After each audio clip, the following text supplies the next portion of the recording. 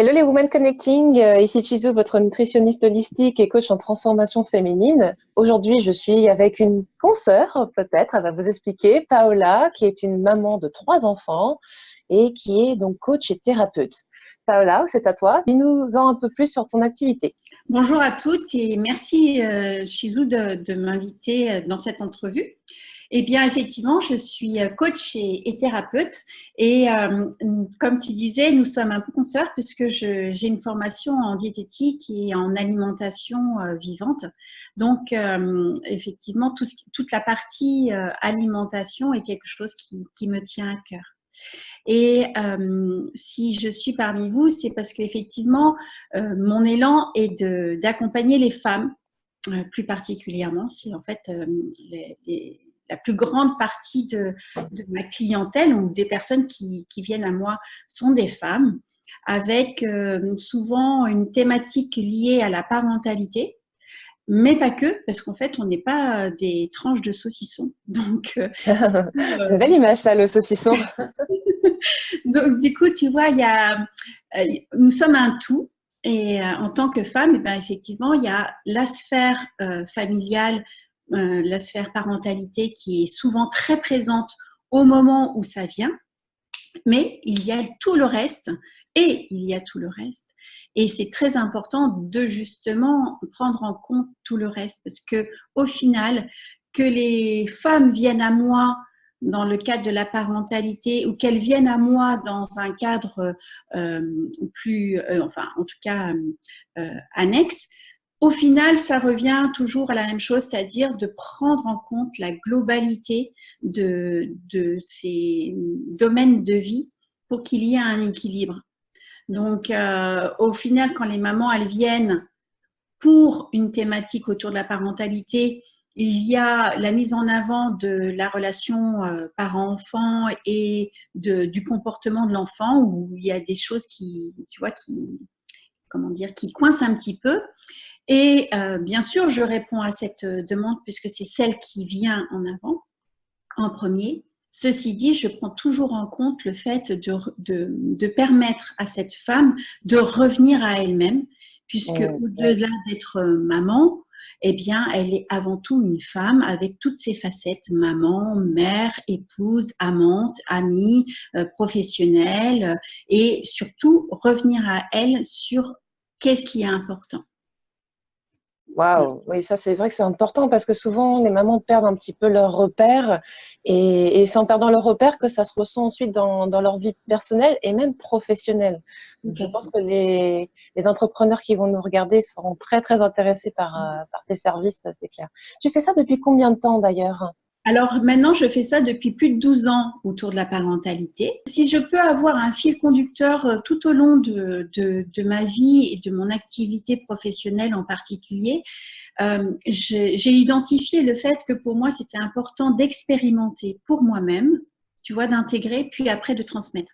C'est expérimentation, intégration, transmission. Expérimentation, intégration, transmission.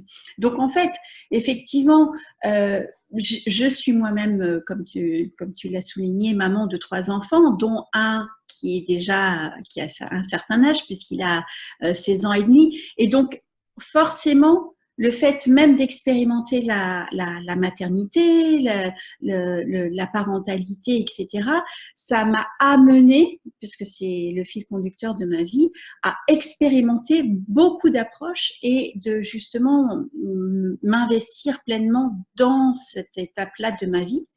Et à travers toute cette recherche, etc., j'ai pu rassembler un vaste panel et donc en fait ça me permet de pouvoir donner des indications sur les neurosciences, sur les apprentissages, sur les différentes approches, sur le maternage proximal, sur le portage, enfin tu vois. Ah oui, tu as beaucoup d'outils, Oui. J'ai effectivement. engrangé, j'ai expérimenté, j'ai intégré pour pouvoir après accompagner dans le respect et dans, comment dire, la curiosité et la joie de voir le chemin de chacun. C'est-à-dire que ce large panel, cet éventail, et puis je suis allée vraiment comment dire, dans des contrées entre guillemets autour de la parentalité qui sont alternatives aussi. Donc ça me permet de vraiment avoir un regard très large et de permettre de recentrer sur la personne en disant ok, en fait il y a tout ça, mais qu'est-ce qui résonne en vous? Qu'est-ce qui est important? Qu'est-ce que vous voulez transmettre? Quelles sont vos valeurs? Tu vois, à chaque fois, les accompagner dans ce qui pour elle est juste et de trouver sa voie. Et oui, chaque parent est différent et donc et chaque femme est différente. Donc tu personnalises tout, c'est magnifique. Moi, j'adore. Et où est-ce qu'on peut te trouver? Est-ce que tu te cantonnes à une région, la région parisienne, ou est-ce que tu fais des coachings en ligne? Comment ça se passe? Alors, comme tu l'as souligné, effectivement, je suis en région parisienne. J'habite à Montrouge et il y a beaucoup de choses que je fais en présentiel, soit des ateliers, alors autour de… Bon, si on revient à la sphère parentalité, tu vois, des ateliers de portage, des ateliers de massage, autour du soutien à l'allaitement, enfin, tu vois, des ateliers ou des consultations extrêmement ciblées autour de la petite enfance ou de la communication interpersonnelle. Et puis, ça, c'est en présentiel parce qu'effectivement, il y a besoin souvent d'accompagnement vraiment au plus près. Et puis, pour tout ce qui est accompagnement, coaching ou thérapie brève, libération émotionnelle ou même autour de l'alimentation, parce que ça fait partie du tout, du corps, du cœur et du mental, eh bien, ça peut se faire effectivement par Skype. Il y a beaucoup de choses que je fais à distance, soit Zoom, soit Skype, soit téléphone, pour effectivement accompagner les femmes dans leur parcours. Ah, super. Donc, on peut te contacter de n'importe où dans le monde. Et est-ce que tu parles plusieurs langues? Je pense que oui. Oui, je parle plusieurs langues. Effectivement, les langues avec lesquelles je suis le plus à l'aise, c'est l'espagnol. Et puis, il y a aussi, je comprends, je ne le parle pas forcément extrêmement bien, mais le valencien ou le catalan. Et il y a aussi l'anglais. Mais effectivement, les deux langues avec lesquelles je suis le plus à l'aise, c'est le français et l'espagnol. Superbe, superbe. Donc, mes amis, si vous avez justement des copines qui ont besoin et qui sont dans d'autres pays, qui ont une barrière de la langue, voilà, ça donne une ouverture supplémentaire. D'ailleurs, cette année, il me semble que tu as des nouveaux projets, tu es en pleine expansion. Alors, raconte-nous un petit peu tes projets, si c'est pas trop prématuré en tout cas. Oui. Eh bien, effectivement, je me rends compte que là, comme je te disais, j'expérimente, j'intègre et je transmets. Eh bien, après la parentalité, etc., j'expérimente tout ce qui est reconnexion à soi, à sa force, à ses ressources, à sa puissance de femme. Et donc, du coup, naturellement, c'est en train de se mettre en place, tu vois. Et donc, là, j'ai des ateliers prochainement. Alors, ça dépendra à quel moment cette entrevue sera postée, mais il y a effectivement un atelier autour des valeurs et de la réussite, c'est-à-dire revenir à soi. Quelles sont nos valeurs pour pouvoir nous guider, faire un peu le GPS de nos vies. Je fais aussi des ateliers autour de l'intuition féminine, de la reconnexion à soi, tu vois, des choses vraiment aller en dedans, toucher ce qui est de l'ordre de l'intention ou de ce que l'on souhaite au plus profond de soi, pour pouvoir après l'exprimer et le matérialiser tout simplement, le mettre dans la matière, tu vois. Oui, et ça, ces nouveaux ateliers, ces nouveaux projets, eh bien, c'est en train de se mettre en place. Donc, 2018-2019 est une période d'évolution parce que effectivement, moi-même, j'évolue et que ça fait partie de la vie, quoi. Tu vois, le côté professionnel, le côté personnel, tout ça et s'enrichit mutuellement. Donc, c'est avec naturel et fluidité que c'est en train d'émerger. Je vais également proposer des after-work, donc sur des temps plus restreints, autour de l'alimentation, du bien-être, de tout ce qui est des thérapies brèves pour être bien soi-même. Et effectivement, ces after-work seront sur Paris, près des Champs-Élysées, et également, a priori, seront retransmissibles par Internet. Donc, du coup, ça peut effectivement convenir à des personnes qui sont en province ou à l'étranger. Super, super. Bah, n'hésite pas à poster en tout cas tous ces événements sur le groupe. Si on peut venir te voir, te suivre, c'est avec grand plaisir. Oui, bah, écoute, merci beaucoup.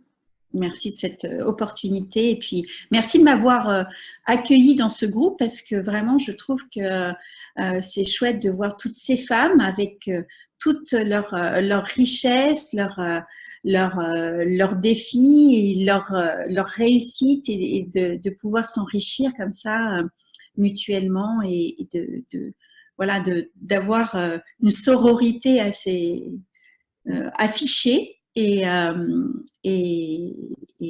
légitime, je dirais. Donc ça, c'est vraiment, vraiment chouette. Alors, toi qui es entrepreneur depuis pas mal d'années, est-ce que tu aurais un conseil à donner aux jeunes qui se lancent ou aux personnes qui sont justement en pleine reconversion ou en pleine expansion? J'en ai plusieurs de conseils. Un des conseils, c'est partager. Partager, partager, partager, c'est-à-dire s'entourer. Sortir de l'isolement qui peut être un écueil dans l'entrepreneuriat. Ça, c'est une chose. Une autre chose, c'est de vraiment mettre beaucoup de bienveillance dans ce parcours et accueillir les échecs comme autant d'opportunités d'apprendre et de progresser. C'est-à-dire, en France, les échecs sont extrêmement... ça cristallise beaucoup. Tu vois, si tu fais un truc et que tu n'y arrives pas, bam, l'image que tu te renvoies à toi-même ou l'image que les autres te renvoient, c'est « Ah, bah voilà ». Tu vois, enfin, tu vois, c'est assez négatif. Alors qu'en fait, c'est à travers aussi ces parcours de vie, ce qu'on peut appeler échec, mais moi, le terme ne me convient pas. C'est à travers cela que l'on va le plus comprendre ce qui a fonctionné, ce qui n'a pas fonctionné pour rétablir, en fait, pour évaluer et ajuster. Donc, le deuxième point, c'est vraiment d'y aller, quoi, et non pas de rechercher justement les échecs, mais en tout cas de les accueillir pleinement et de façon positive, quoi. Une des autres suggestions, c'est aussi d'allier la vision, en tout cas l'aspiration, le rêve, et de l'allier dans des mises en action, mais vraiment extrêmement posées, petit pas par petit pas. C'est-à-dire avoir ces deux axes-là. Ne pas rester dans les rêves uniquement, ce qui peut être très agréable, parce que, tu vois, c'est, oh, voilà, on voit ce qui nous fait vibrer, tu vois, on la visualise. Ne pas rester que là-dedans et ne pas rester que dans le matériel extrêmement parfois lourd, c'est-à-dire avoir cette souplesse-là en disant ok, je comprends, là il y a cette lenteur qui est normale. En même temps, je sais exactement où je veux aller et en même temps, je sais que ça va passer par ces étapes-là. Et que ces étapes-là, il y a effectivement des étapes extrêmement agréables où on a, voilà, paf, il y a des belles choses qui arrivent, et aussi des étapes où il y a une forme de discipline et de tempérance et de patience parce que ça vient. Simplement, on ne le voit pas forcément. Donc, voilà, c'est jongler sur la temporalité et aussi sur le très grand et le très petit. Waouh, d'accord. Donc bien intégrer étape par étape, Ouais. petit à petit, et en tout cas ne pas se formaliser effectivement qu'on a. C'est peut-être des défis au final, pas des échecs. C'est des défis, des Oui. challenges. Merci beaucoup Paola et merci à vous les Merci Women à toi. Connecting pour votre attention. On se retrouve très bientôt sur le groupe. Et évidemment, je mets toutes les références de Paola en description. Donc n'hésitez pas à la contacter directement avec grand plaisir. Merci beaucoup. Merci.